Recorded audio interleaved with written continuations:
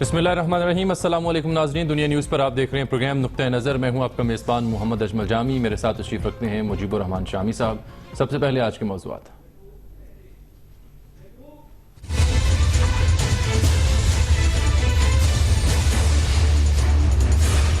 کراچی کا ضمنی الیکشن، جھگڑے زیادہ ٹرن آؤٹ کم، پولیس اور رینجرز کی بھاری نفری کے باوجود 2 افراد زخمی، 9 زیر حراست۔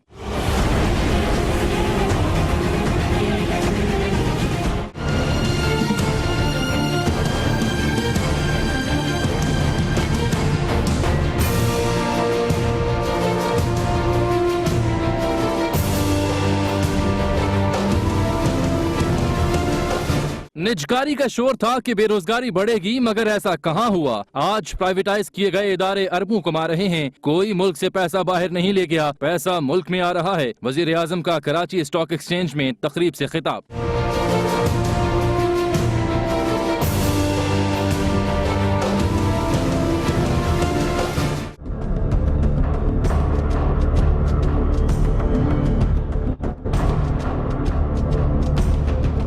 ایاز صادق غیر جانبدار نہیں رہے، آج سے انہیں اسپیکر نہیں مانتا۔ عمران خان کا قومی اسمبلی میں اعلان، اسپیکر کے رویے پر اپوزیشن کا ایوان سے واک آؤٹ۔ سرکاری ٹی وی نے ایک بار پھر کپتان کی تقریر نشر نہ کی۔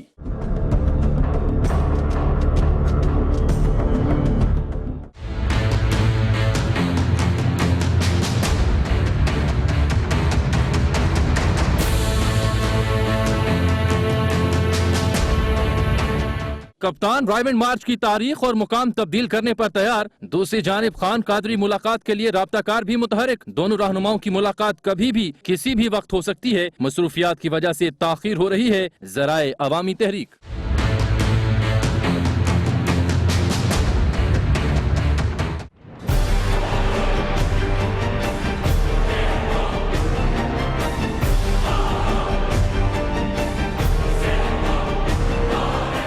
میرا ریفرنس بھیج دیا، وزیر اعظم کا ریفرنس کیوں نہیں بھیجا؟ میرے خلاف ثبوت تھے تو کاغذات نامزدگی مسترد کیوں نہیں کیے؟ حکمرانوں کا پیسہ حلال تھا تو اثاثے ظاہر کیوں نہیں کیے؟ وزیر اعظم کا دامن صاف ہے تو احتساب سے کیوں بھاگ رہے ہیں؟ عمران خان کے قومی اسمبلی میں 4 سوال۔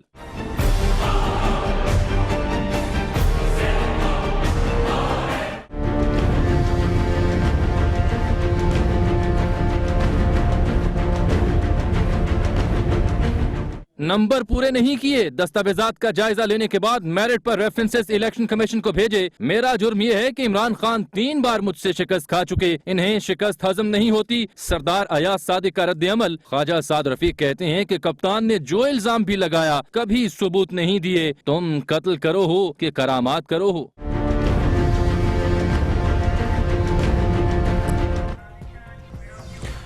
شام صاحب، اس کے علاوہ نیب کے جو ایگزیکٹو بورڈ تھا اس نے بڑے اہم ریفرنسز کی آج منظوری دی ہے۔ 3 ان کی تعداد ہے، 6 انویسٹیگیشنز کی اپروول بھی انہوں نے دی ہے، اس کی تفصیل بھی ہم پروگرام کے آنے والے حصوں میں دیں گے، اور ساتھ میں پنجاب میں رینجرز تعیناتی پر بھی غور کرنے کی اطلاعات ہیں، اور نندی پور پاور پروجیکٹ کا جو ریکارڈ ہے اس سے بھی منگل اور بدھ کی شام کسی نامعلوم شخص نے اندر گھس کر اسے پھاڑ ڈالا ہے۔ تو یہ موضوعات نامعلوم افراد یہاں بھی آ گئے۔ جی ہاں، تو یہ 3 موضوعات ہیں جو آج کے جو ہم نے سلیکٹ کیے موضوعات، ان کے علاوہ بھی ہیں جن پر ہم بات کریں گے۔ لیکن سب سے پہلے تو چلتے ہیں کراچی، ضمنی انتخاب ہو رہا ہے، اور اس ضمنی انتخاب میں ٹرن آؤٹ کی نسبت جھگڑے زیادہ ہوئے ہیں۔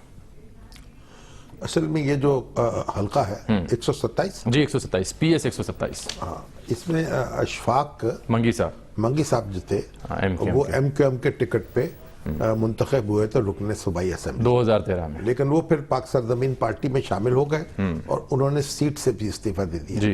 اب پاک سرزمین پارٹی کی یہ بھی خصوصیت ہے کہ اس میں جتنے بھی لوگ شامل ہوئے ہیں، حتیٰ کہ تحریک انصاف کے سید حفیظ الدین جو ہیں، انہوں نے بھی سندھ اسمبلی کی رکنیت سے استعفیٰ دیا اور پھر مصطفیٰ کمال کی بیعت کر لی۔ تو یہ ہے سندھی سپیکنگ، یعنی یہ جو کانسٹیٹوینسی ہے یہ MQM کی روایتی کانسٹیٹوینسی نہیں ہے۔ 2002 میں یہاں پیپلز پارٹی جیتی تھی، لیکن اس کے جو رکن منتخب ہوئے تھے بعد میں انہیں قتل کر دیا گیا، اور اس کے بعد سے پھر MQM جو ہے یہاں انتخاب جیتتی رہی ہے۔ لیکن یہ ایک یہاں تمام یعنی مختلف زبانیں بولنے والے افراد اس حلقے میں رہتے ہیں. ملیر بھی تو اسی حلقے میں نا. ہاں اسی تو یہ جو حلقہ ہے کوکھرا پار بھی یہ اس لیے یہ ایم کیو ایم کا مضبوط گڑھ نہیں ہے اور پیپلز پارٹی بڑی مضبوط رہی ہے یہاں, لیکن پھر اس سے یہ سیٹ اس کا رکن اسمبلی چھینا گیا اور پھر سیٹ بھی چھین لی گئی. تو پیپلز پارٹی کے لوگ جو تھے وہ بہت کانفیڈنٹ تھے کہ بھئی آج ہم یہ نشست حاصل کر لیں گے. جو عثمان غنی صاحب ہیں جی, ان کے لیڈر سعید غنی صاحب جو وہ کہہ رہے تھے آج ہم سیٹ, وہ کہہ رہے تھے کہ ہم بڑے تیقن کے ساتھ کہہ رہے تھے کہ ہم یہ سیٹ جیت لیں گے. تو پھر جان لیتے ہیں نا کہ کیا نتائج جو ابھی تک کیا ہیں, اس کی کیا سامنے آ رہی ہے صورتحال, اور پھر آج جو لڑائی جھگڑے ہوئے وہ بھی جانتے ہیں. کرن خان آج اس الیکشن کو کور کر رہی ہیں, ان سے جانتے ہیں. السلام علیکم کرن, سب سے پہلے تو یہ بتائیں کہ ابتدائی نتائج کیا کہتے ہیں؟ جی وعلیکم السلام جامی. نتائج تو ابھی آنا شروع ہوئے ہیں اور ابھی پیپلز پارٹی کا پلڑا جو ہے وہ بھاری لگ رہا ہے متحدہ قومی موومنٹ کے مقابلے میں. لیکن یہ دو ہی جماعتیں تھیں جن کے درمیان جو ہے وہ مقابلہ تھا. جس طرح یہ 2001 میں یہ کانسٹیٹوئنسی جب قائم ہوئی تھی, اس کے بعد پیپلز پارٹی کے جو عبداللہ مراد تھے وہ اس میں الیکٹ ہوئے تھے اور اس کے بعد سے 3 دفعہ ایم کیو ایم جیت چکی ہے. بالکل جس طرح شامی صاحب نے کہا کہ یہ روایتی حلقہ نہیں ہے ایم کیو ایم کا, کیونکہ یہ ملٹائی پارٹی اگر ہم اس حلقے کو کہیں تو غلط نہ ہوگا. یہاں پہ پیپلز پارٹی بھی ہے, ایم کیو ایم بھی ہے, تو آج کرن جھگڑوں کی بہت اطلاعات آئی ہیں, 2 افراد زخمی بھی ہیں, 9 زیر حراست بھی ہیں, ڈی جی رینجرز کو بھی دورہ کرنا پڑا اس علاقے کا. کیا دیکھا آپ نے دن بھر؟ جی بالکل, جب صبح میں یہ مارننگ میں یہ پولنگ اسٹارٹ ہوئی تھی تو اس کے بعد سے ہم نے دیکھا تھا کہ کوکھرا پارک ڈاک خانے کی طرف اور دیگر جو اس کے ملحقہ علاقے ہیں وہاں پہ کشیدگی کافی زیادہ بڑھ گئی تھی, کیونکہ ہوائی فائرنگ بھی ہوئی. ایسے بھی فائر کیے گئے کہ اس میں ایک بندہ بھی زخمی ہوا, ایک شخص زخمی ہوا اس کے اندر. 2 اس کی اطلاعات ہم تک پہنچی تھی کہ 2 لوگ زخمی ہوئے, جس کے بعد جو ہے کچھ لوگوں کی گرفتاری بھی عمل میں آئی ہے. یہ متحدہ قومی موومنٹ اور ایم کیو ایم حقیقی کے درمیان یہ تصادم جب ہوا تھا اس کے نتیجے میں جو ہے 2 افراد اس میں زخمی ہوئے تھے, جس کے بعد گرفتاریاں بھی عمل میں لائی گئیں. تاہم اس کی وجہ سے کشیدگی, کیونکہ جب بھی اس قسم کے انسیڈنٹس ہوتے ہیں تو وہ سب سے زیادہ ٹرن آؤٹ پر جو ہے افیکٹ ڈالتے ہیں. اس کی وجہ سے آج ہم نے دیکھا کہ پی ایس 127 میں بہت ہی لو ٹرن آؤٹ رہا. اگر میں محدود اندازے سے آپ کو بتاؤں تو 20% سے زائد ہم اس ٹرن آؤٹ کو نہیں کہہ سکتے, کیونکہ ہم نے مختلف پولنگ اسٹیشنز کا دورہ کیا. وہاں پر وہی حالات تھے جو کہ ہم شہری علاقوں میں دیکھ رہے تھے, جو کہ مدیر کے جو شہری علاقے ہیں دیہی علاقوں میں بھی یہی حالات تھے. اور مدیر کے اندر یہی بات ہے کہ شہری اور دیہی ٹھیک ہے. کرن بہت شکریہ آپ کا. شامی صاحب ٹرن آؤٹ کی بات کرتے ہیں, لیکن اس سے پہلے آج ایک مجھے تو ایسی اطلاعات آ رہی تھی کہ لوگوں نے مجھے فون کیے کہ 20% سے بھی کم رہنے کا خدشہ ہے. اور اس سے پہلے جو الیکشن ہوئے تھے صوبائی اسمبلی کے, وہاں بھی کوئی تقریباً 15% تھا. سر وہاں پر 10% تھا. یہ جو پی ایس 106 اور پی ایس 117 کا تھا, اس میں عزیز آباد کا حلقہ بھی شامل تھا جو جون میں ہوئے ہیں, تو وہ 9 سے 10% تھا. اور جو نبیل قبول صاحب والی سیٹ تھی NA-246 کی, وہ بہتر تھا. لیکن جون کا جو ہے وہ لیٹسٹ موسٹ ایگزامپل ہے. اسے آپ دیکھیے کہ ایک تو خیر آج جو کشیدگی تھی اس سے بھی لوگ گھبراتے ہیں گھر سے نکلتے ہوئے, لیکن اس سے بھی آپ یہ دیکھ لیجئے کہ جو ایم کیو ایم کے ووٹرز ہیں ان میں کوئی جوش و خروش نہیں تھا. اگر جوش و خروش ہوتا اور وہ ایک اس مارکے میں حصہ لیتے سردر کی بازی لگا کر, تو ضرور ووٹ دینے کے لیے نکلتے. تو یعنی موجودہ سیاسی صورتحال ایم کیو ایم کے جو حساب سے جو ہے اس کا بھی اثر ہوا ہے. اس کا بھی اثر ہوا ہے, یعنی ووٹ دینے لوگ نہیں نکلے.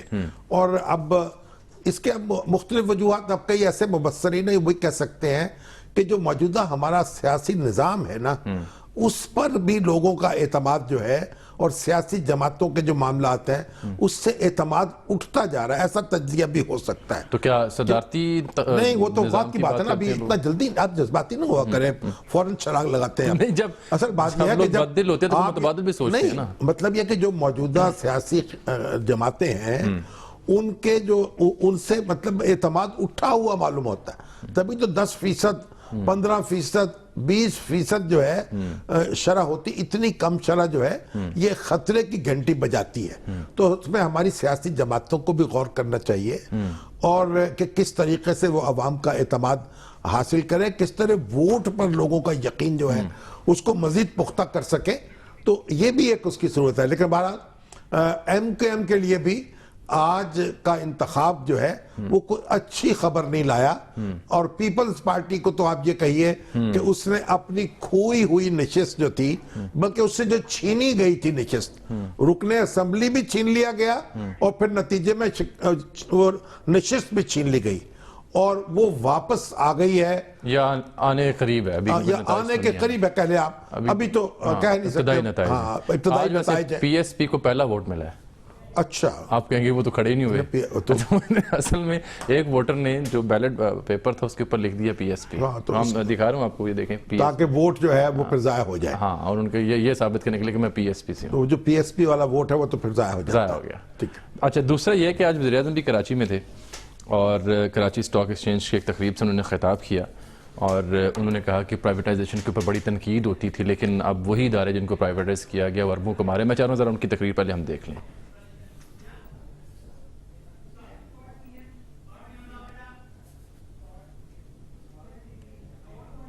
ایکسچینج ہے وہ 10 بیسٹ پرفارمنس جو اسٹاک ایکسچینج ہے دنیا کے, ان میں سے ایک ہے. جب ہماری حکومت آئی تو اسٹاک ایکسچینج 19,000 پہ تھا جو انڈیکس جو ہے, پھر جب پچھلی مرتبہ آئے تو 31,000 تھا, اور آج الحمدللہ 41,100 ہے. 2018 میں انشاءاللہ بجلی کی قلت پورے ملک سے ختم ہو جائے گی. ہماری جو نظر ہے وہ صرف بجلی بنانے پہ صرف نہیں ہے, بجلی کو سستا بھی ہونا چاہیے. سڑکیں بنے, موٹر ویز بنے. آپ کو یہ پتہ ہی ہوگا کہ یہاں کراچی سے اب لاہور موٹر وے بننا شروع ہو چکی ہے, اور جو ہے وہ کراچی سے حیدرآباد انشاءاللہ موٹر وے اگلے سال مکمل ہو جائے گی. پرائیویٹائز کیا بہت سارے بینکوں کو ہم نے, جس کا نتیجہ آج یہ ہے کہ اس زمانے میں سارے لاسز گورنمنٹ پک کرتی تھی, آج لاسز چھوڑو, بے حساب وہ منافع کما رہے ہیں, اور گورنمنٹ اربوں کے ٹیکسز وصول کر رہی ہے ان سے. اور پھر یہ بھی کہا جاتا تھا کہ یہاں سے لوگ جو ہیں وہ بے روزگار ہو جائیں گے. لوگ بے روزگار کہاں ہوئے, اور روزگار بڑھ گیا ان اداروں میں. جی شام صاحب, دیکھیں آج کی جو تقریب تھی وہ اسٹاک ایکسچینج کے پریزیڈنٹ ہیں منیر کمال صاحب, جو کہ نیشنل بینک کے بھی صدر ہیں. انہوں نے بھی وہاں گفتگو کی, وہ میزبان تھے. اسحاق ڈار صاحب جو تھے انہوں نے بھی اکانومی کی جو صورتحال پر تفصیل سے روشنی ڈالی, اور جو انڈسٹریلسٹ وہاں موجود تھے وہ خوب تالیاں بجا کر داد دے رہے تھے. اس کا مطلب یہ ہے کہ جو معیشت ہے اس کی پرفارمنس تو بہتر ہوئی ہے. اور نواز شریف صاحب نے اپنی تقریر میں یعنی ماضی کا ذکر کرتے ہوئے جو نیشنلائزیشن کی پالیسی ہے ذوالفقار علی بھٹو صاحب کی, جب 1970 کی دہائی میں انہوں نے مارشل لا کے اختیارات کے ذریعے سے ہماری صنعتوں کو قومیا لیا, بینکوں کو قومیا لیا, اور سرکاری افسر اور اپنے کارندے جو تھے پارٹی کے وہ اس کے اوپر لا بٹھائے, اور پھر ایک مسلسل نقصان, اگر آپ خسارے اس کا حساب لگائیں تو ہر سال کوئی 100 ارب اس زمانے میں کو خسارہ برداشت کرنا پڑا. اور پھر جو ہمارے صنعت کار ہیں, سرمایہ کار ہیں, ان کا اعتماد متزلزل ہوا, اور ان کو معلوم ہوا کہ ان کی جائیدادوں پر ان کے ڈاکہ پڑ سکتا ہے. حکومت نے کسی معاوضے کے بغیر ان پہ قبضہ کر لیا. اس کے نتیجے میں یہ سارا یہ بے یقینی پیدا ہوئی, لوگ پھر باہر پیسہ لے جانے کا خیال پیدا ہوا, اور یہ جو پاناما لیکس ہے وہ بھی اس کا ایک شاخسانہ ہے. لیکن پھر انہوں نے بتایا کہ کس طریقے سے اب بینک بہتر ہوئے ہیں, انڈسٹریز بہتر ہوئی, اور اب جو ادارے ہیں ان کو بھی بہتر کیا جا رہا ہے. تو اور پھر یہ کہا کہ ریونیو جو ہے, ٹیکس جو ہے, اس کی کلیکشن میں 60% اضافہ ہوا ہے. گویا اس وقت جو اگلے سال کا ٹارگٹ ہے وہ 3,600 ارب کا ہے ٹیکس کلیکشن کا. تو یہ بھی ایک بڑی نمایاں جو ہے پیش رفت ہے, اور اگر یہ اسی رفتار سے آگے بڑھتے رہے اور 5,000 ارب روپے تک یہ پہنچ جائے معاملہ 3-4 سال کے اندر, تو آپ کے بہت سے معاملات جو حل ہو سکتے ہیں, اور قرضوں سے آپ کو نجات مل سکتی ہے, اور خرچے کے لیے آپ کے پاس بڑی یعنی ایک سپیس میسر آ سکتی ہے. ٹھیک, ایک بریک لے لیتے ہیں, واپس آتے ہیں تو ذکر کریں گے پاکستان تحریک انصاف کے چیئرمین عمران خان صاحب کا, جو آج قومی اسمبلی میں گئے اور انہوں نے کیا گفتگو کی. ایک بریک کے بعد.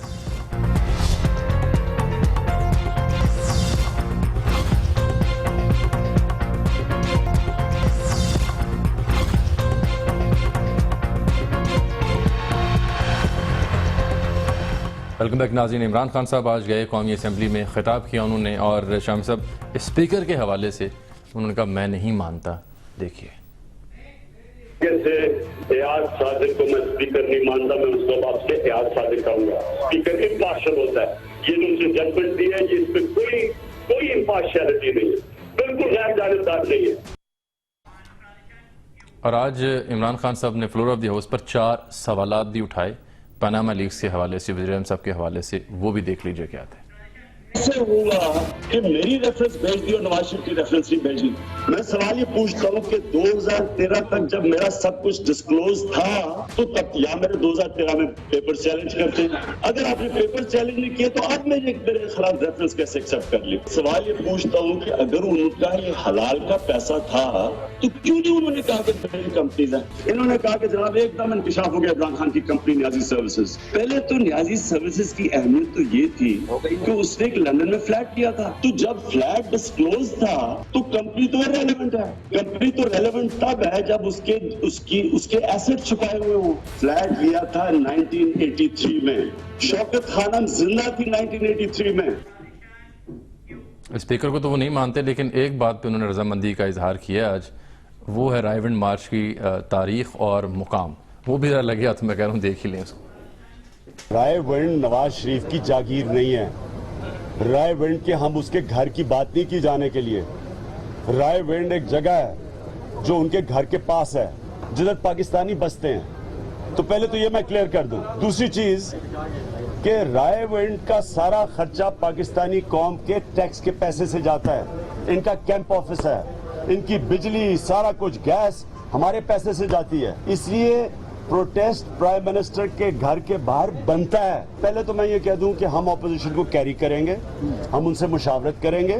ہو سکتا ہے کہ اگر ان کے کہنے پہ ڈیٹ بھی ہم ادھر ادھر کر سکتے ہیں, اگر اپوزیشن کہے وہ بھی ہو سکتا ہے, جگہ کے اوپر بھی ہم نظر ثانی کر سکتے ہیں. ہماری کوشش ہے ساری اپوزیشن کو کیری کریں, کیونکہ ساری اپوزیشن ہمارے ساتھ ہے.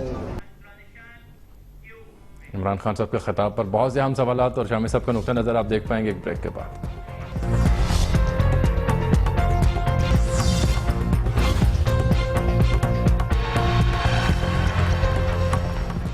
ویلکم بیک ناظرین. شامی صاحب آپ نے عمران خان صاحب کے اہم بیانات دیکھ لیے. ایک تو اسپیکر ماننے سے انہوں نے انکار کر دیا یہ کہہ کر کہ یہ غیر جانبدار نہیں رہے. دیکھیے پہلی بات تو یہ ہے کہ عمران خان صاحب کے جو بیانات آپ نے سنائے ہیں, مجھے تو لگتا ہے کہ جیسے میڈیا سیل ہے عمران خان صاحب کا, اس کی ساری آپ نے پریس ریلیزز سنا دی ہیں.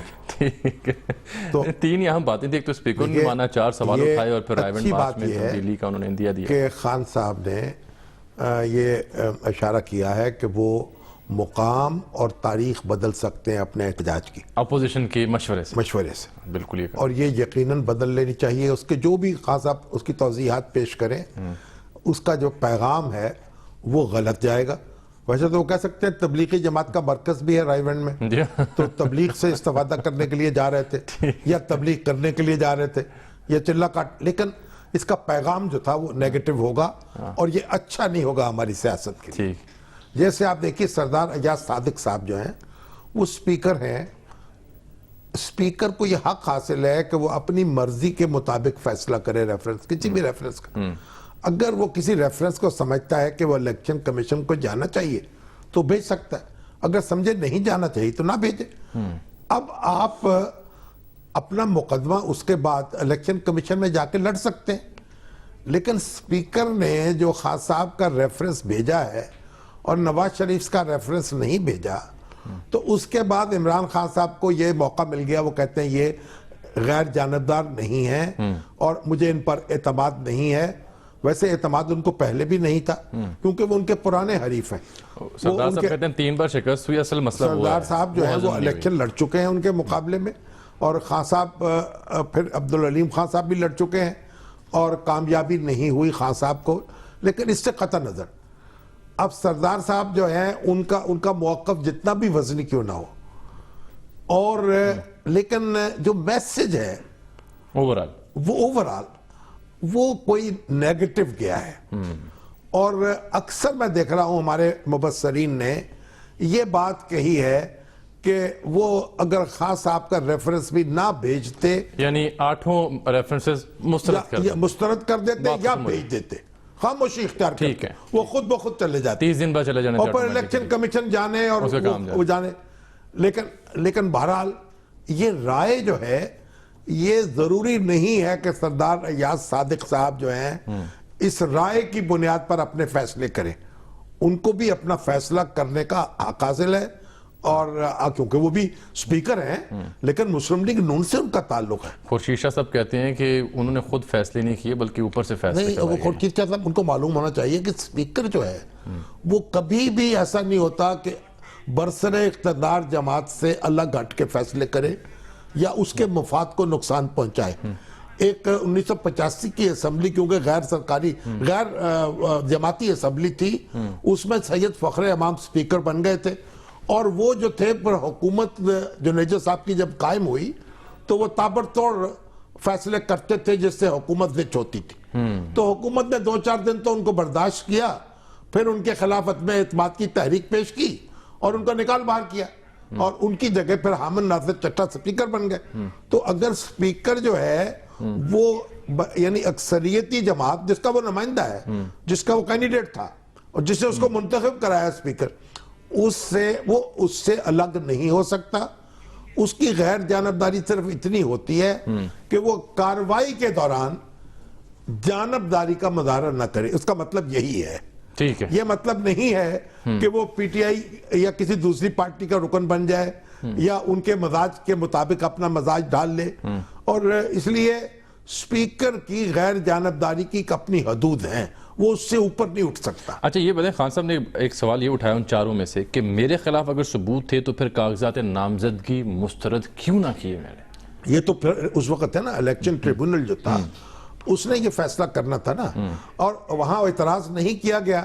اور یہی بات خان صاحب جو ہیں وہ الیکشن کمیشن کے سامنے اٹھا سکتے ہیں. اور آپ کو معلوم ہے کہ یہ ہمارے جو صفدر صاحب ہیں، کیپٹن صفدر جو ہمارے جو نواز شریف صاحب کے داماد ہیں، ان کے خلاف جو ریفرنس دائر ہوا ہے، انہوں نے کہا ہے کہ الیکشن کمیشن کو اس کی سماعت کا اختیار نہیں ہے. وہ دلائل یہ دے رہے ہیں. صحیح. تو عمران خان صاحب بھی اتنے برافروختہ نہ ہوں، فیصلہ ان کو اگر پسند نہیں ہے اس کو کنٹیسٹ کرے جا کے الیکشن کمیشن کے سامنے، وہ اپنی بات پوری کر سکیں گے. ان کے پاس یہ فورم موجود ہے، پھر سپریم کورٹ کا فورم بھی موجود ہے. گویا کوئی آخری فیصلہ نہیں آیا، یہ ابتدائی قدم ہے. بالکل ٹھیک. اچھا جی، خان صاحب کی آج جب وہ آئے تو ایاز صادق صاحب نے چیئر نہیں کی آج اسمبلی کا سیشن. پرویز ملک صاحب بیٹھے ہوئے تھے آج، تو تھے تو وہیں پہ، لیکن ان کو پتا چلا خان صاحب آ رہے ہیں تو وہ نہیں آئے. ٹھیک ہے، انہوں نے اجتناب کیا. پینل میں شامل ہے نا پرویز ملک صاحب. ہاں جی. تو انہوں نے کہا کہ چلیے، اب ایسے بھی یہاں ان کے ہمسائے ہیں کیونکہ جس کانسٹیٹوئنسی میں سے وہ منتخب ہوئے ہیں تو ان کے ساتھ والی کانسٹیٹوئنسی ان کی ہے. دوسرا یہ ہے کہ خان صاحب کی تقریر ایک بار پھر سے سرکاری ٹی وی نے نشر نہیں کی. یہ دیکھیے سرکاری ٹی وی جو ہے وہ بھی میرا خیال کافی ڈھیٹ ہو گیا ہے، یعنی اس پہ بھی کوئی اثر نہیں ہوتا. اور یہ ہمارے عطا اللہ قاسمی صاحب جو ہیں وہ چیئرمین بن گئے، اتنے بڑے دانشور ہیں، کوئی ہمت دکھائیں، وہ اپنے اندر جرت پیدا کریں اور یہ کام وہ کریں جو بعد میں ان کو بھی یاد رکھا جائے. ٹھیک ہے، وگرنہ واپس آ جائیں ہمارے درمیان، ہم اپنے پروگرام میں ان کا انٹرویو کریں گے. بالکل ٹھیک ہے، بالکل ٹھیک ہے سر. اچھا سر، یہ خبر بھی آئی کہ اسپیکر نے جو قومی اسمبلی قائمہ کمیٹی ہیں ان کو پیناما لیکس کا معاملہ زیر بحث نہ لانے کی ہدایت کی ہے. اس پر پھر ہم نے رابطہ کیا کچھ لوگوں سے وہاں پر اسمبلی سیکریٹریٹ سے بھی، تو تردید آ گئی ہے کہ ایسا کچھ نہیں ہوا، کیونکہ اسی خبر کو بنیاد بنا کر بلاول بھٹو زرداری صاحب کا ٹویٹ بھی آیا تھا جنہوں نے کہا کہ یہ وزیر اعظم کو بچانے کے لیے پارلیمنٹ کو سینسر کیا جا رہا ہے جو ناقابل برداشت. اصل میں بلاول بھٹو زرداری صاحب کو یہ چاہیے کہ وہ ذرا دیکھ لیا کریں، چیزوں کی تصدیق کر لیا کریں. ان کی اپنی شخصیت کا تقاضا یہ ہے، ثقافت ہونی چاہیے، نان سیریسنس نہیں ہونی چاہیے. اور دیکھیں اگر کسی کمیٹی میں پاناما لیکس زیر بحث آتی ہیں تو ہر کمیٹی میں تو میجورٹی جو ہے وہ پارٹی ان پاور کی ہے، مسلم لیگ کی میجورٹی ہے وہاں اور اس کے اتحادیوں کی. ہر کمیٹی اسی طرح بنتی ہے نا, تو پھر وہاں وہ پاس ہی نہیں ہوگی. چلے ایک بریک کا وقت آن پہنچا, لیکن آپ کو یہ بتا دیں کہ اب جو رابطہ کار ہے متحرک ہو گئے ہیں, خان صاحب کی اور قادری صاحب کی ملاقات ہو. یعنی یہ بھی کوئی خبر ہے؟ جی میں بتا رہا ہوں جی, یعنی طاہر القادری اور عمران خان صاحب مل نہیں رہے نا, ان کی ملاقات بھی نہیں مل رہے نا. اب ماشاءاللہ ملے نہ ملے ان کے گھر کا خبر بن رہی ہے سر. یہ تو کیا بات ہوئی؟ اس لیے خبر بن رہی ہے. کب ہوئی ملاقات ان کی آخری؟ وہ کنٹینر پہ ہاتھ ملے تھے, اس کے بعد تو نہیں ملے, نہ کوئی ریلی اکٹھی ہوئی. تو اب وہ سر ملاقات یہ تو پریشانی خان صاحب کو ہونی چاہیے. نہیں, ہم خبر دے رہے ہیں کہ ملاقات ہونے جا رہی ہے آنے والے 2-3 دنوں میں یا عید کے بعد. یہ کوئی خبر ایسی کو نہیں ہے. نہیں سر, یہ تو ذرائع نے بڑی تصدیق کے ساتھ کہا کہ جی ملاقات کروائی جا رہی تاکہ مل جل کر کام کیا جا سکے. اسی سے جڑا سوال یہ تھا کہ گورنمنٹ پر مزید پریشر بڑھانے کے لیے خان صاحب کے لیے کون سا پلیٹ فارم زیادہ سوٹیبل ہے؟ کیا مطلب پیٹ کا؟ نہیں, خان صاحب کے لیے قومی اسمبلی یا سڑکوں پر آنا یا سپریم کورٹ جانا یا الیکشن کمیشن میں یا نیب میں جانا, کیونکہ ہر جگہ تو انہوں نے نہیں. اصل بات یہ ہے کہ ہر فورم پہ جب وہ گئے ہیں تو یعنی سپریم کورٹ میں تو یہ سوال بھی ہونا چاہیے کہ آپ کسی اور جگہ تو نہیں گئے. اگر آپ کسی اور جگہ گئے ہیں تو پھر سپریم کورٹ میں کیا کرنے آئے؟ پھر عوام کے پاس تو وہ جب چاہیں جا سکتے ہیں. قومی اسمبلی کے تو وہ رکن ہے. دیکھیے خان صاحب کو کوئی روکا نہیں جا سکتا کہ آپ کون سا فورم یعنی منتخب کریں اور کون سا نہ کریں. جو اگر ایک آدمی جو ہے اگر وہ پلاؤ کھانا چاہتا ہے وہ کھا سکتا ہے, اگر وہ آدمی دال کھانا چاہتا ہے مسور کی وہ بھی کھا سکتا ہے, اگر وہ سیلڈ کھانا چاہتا ہے وہ بھی کھا سکتا ہے, میں نے پوچھا یہ اگر وہ سویٹ ڈش کھانا چاہتا ہے وہ بھی کھا سکتا ہے. خان صاحب کے دسترخوان سے آپ انواع و اقسام کی چیزیں اٹھا نہیں سکتے. اور طاہر القادری صاحب جو ہیں وہ تو اپنا کھانا گھر سے لے کے آتے ہیں, مٹی کے پیالے میں پانی پیتے ہیں. مقوی میدہ کون سی چیز ہوگی اور تقویت کس سے آئی؟ میدے کو مقوی کرنے کی ضرورت نہیں ہوتی, ٹھیک ہے نا, اس کے معاملات اور ہیں, تقویت کے مسائل اور ہیں. تو آپ اپنا میدہ جو ہے اس کو کشادہ رکھیں اور خان صاحب کے دسترخوان کو کشادہ رہنے دیں. جس وقت جب چاہے ان کا وہ جو چیز تناول کرنا چاہیں کر لیں اور تالی بجا کے جس کو طلب کرنا چاہیں کر لیں. اگر طاہر القادری صاحب آتے ہیں تو وہ آ جائیں, اگر کوئی جزات حسین صاحب آتے ہیں تو وہ آ جائیں. ایک بریک لے لیتے ہیں ناظرین, واپس آتے ہیں تو کچھ مزید خبریں.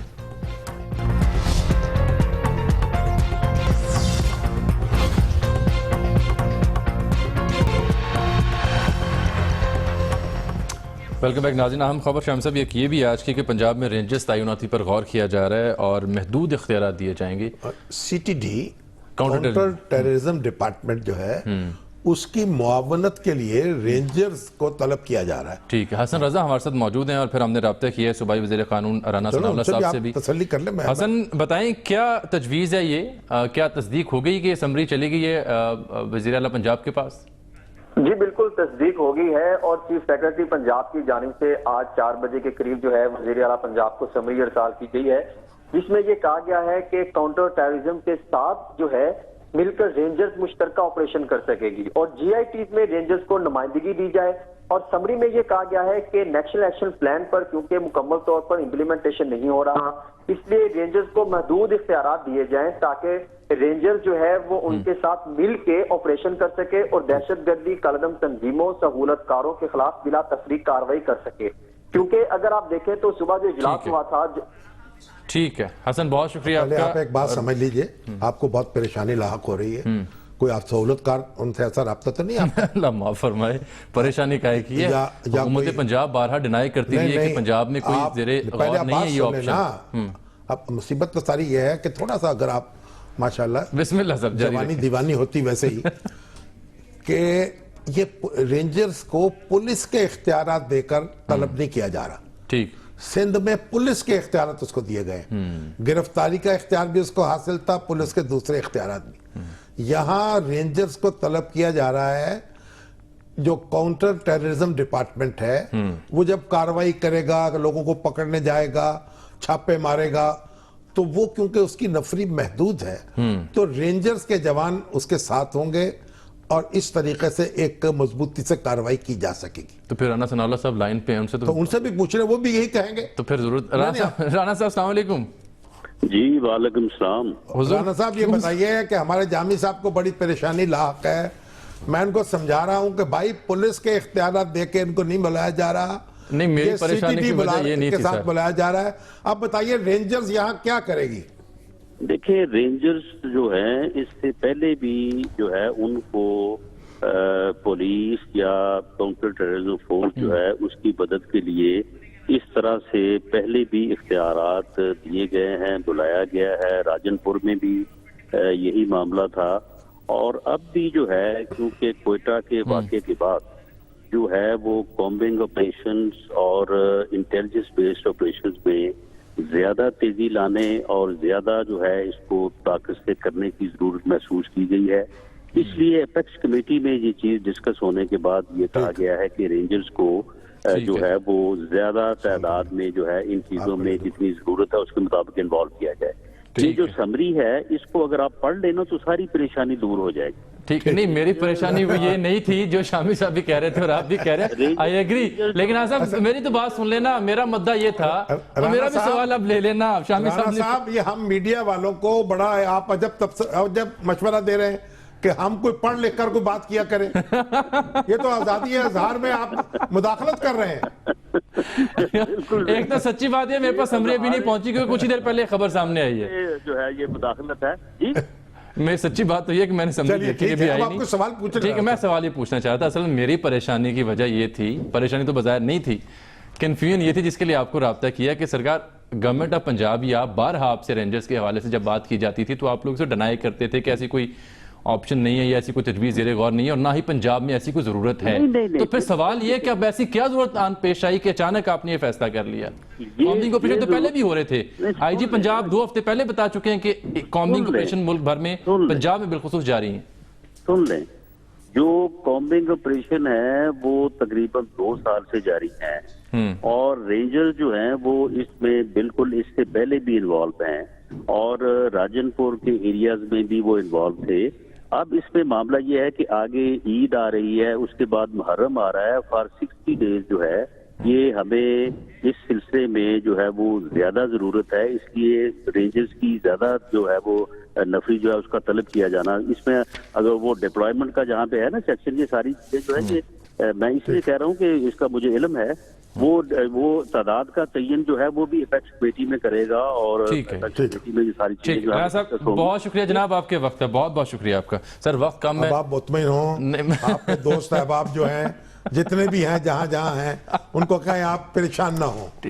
اچھا چلیں، وہ تو پریشانی اب لاحق رہے گی، پروگرام ختم ہونے والا. اچھا جی وقت ہے. ہاں جتنی نیب کی جو 3 بڑے اہم فیصلے آج ہوئے ہیں، نیب نے 3 اہم فیصلے کیے ہیں. ایک تو راجہ پرویز اشرف صاحب، ان پہ 503 ملین ان کے ساتھ جو سابق سیکٹری ہیں واٹر اینڈ پاور کے، ان کا نام بھی ہے. اور یہ ینگ جن پاور کیس تھا جس میں رینٹل پاور پلانٹ کا اس کی، اور دوسرا شرجیل میمن صاحب کو وزارت اطلاعات نے انہوں نے خرد برد کی اور یہ بھی 3 ارب روپے کا اس میں لکھا ہوا ہے مبینہ طور. آپ خرد برد تو نہیں کی نا، مبینہ الزام ہے. جی پھر جو ولی خان یونیورسٹی کے وائس چانسلر ہیں ان کا نام بھی ہے، جن کے یہ 3 افراد ایسے ہیں جن کے خلاف ریفرنس کی منظوری. یہ دیکھیے یہ جو 2 مقدمے تو ایسے ہیں، بلکہ ایک خاص طور پر تو جو نواز شریف صاحب کے گلے پڑے گا. اچھا وہ کیسے؟ پیپلز پارٹی پھر یہ طبلہ بجانا شروع کر دے گی کہ نواز شریف، حالانکہ ان کا کوئی لینا دینا نہیں ہے، پرانا کام ہے. وہ نیب جو ہے وہ اپنے طریقے سے کام کر رہی ہے. ایک جو بینظیر منکن سپورٹ پروگرام کی سابقہ چیئرپرسن ہے فرزانہ راجہ صاحبہ، ان سے بھی پوچھ گچھ کی جو منظوری آج دی ہے، ریفرنس نہیں فائل، ان کا معلومات لیتے ہیں. ان کے بھی ایک فرزانگی بھی ہے، کچھ دیوانگی بھی ہوگی، راجگی بھی، کچھ راجگیری. راجہ پرویز اشرف، راجہ فرزانہ. یہ نندی پور کا کیوں ریکارڈ کسی نے پھاڑ دیا جی؟ یہ کوئی نامعلوم افراد آگے ہوں گے یہاں، پتہ نہیں کیا کیا مسائل بن رہے ہیں اور کیا کیا چیزیں ہو رہی ہیں. ٹھیک ہے، پروگرام وقت یہاں پر آپ دیکھ لیں، جذباتی نہ ہو، پتہ لگ جائے گا. آج آپ نے سارا مدعا جو ہے میرے جذبات پہ عائد کر دی ہے. تو پروگرام وقت ختم ہو گیا، یہاں پہ اجازت چاہتے ہیں آپ سے. اللہ حافظ.